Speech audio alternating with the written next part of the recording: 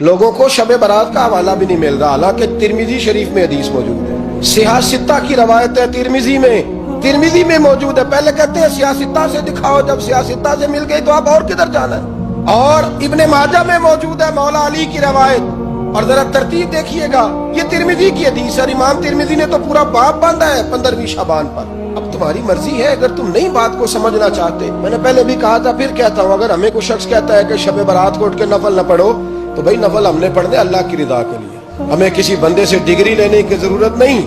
نہ تو ہمارے اور رب کے درمیان معاذ اللہ کوئی وسیلہ ہے کہ تو کہے گا تو پڑھیں گے، جب دل کرے گا پڑھیں گے، اور جتنے دل کرے گا پڑھیں گے۔ ہم تو نفل کہہ رہے ہیں اس کو، ہم نے کب کہا ہے ضروری ہے جو عشاء پڑھ کے سو جائے فجر تک سویا رہے، ہم اس کو گناہگار نہیں کہہ رہے، لیکن یہ ضرور کہیں گے کہ گولڈن چانس مس کر دیا اس نے، یہ تو اللہ کی رحمت کا موقع تھا۔ حضرت سیدہ عائشہ صدیقہ رضی اللہ تعالی عنہا ارشاد فرماتی ہیں کہ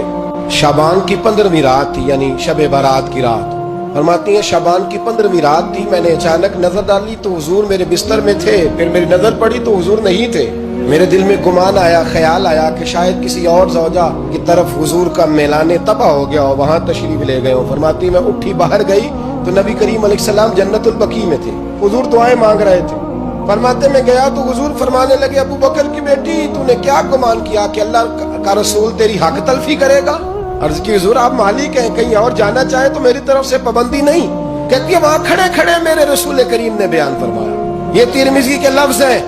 حضور نے فرمایا عائشہ یہ شعبان کی 15ویں رات ہے، مدینے میں سب سے زیادہ بکریاں بنو کلب کا قبیلہ پالتا تھا،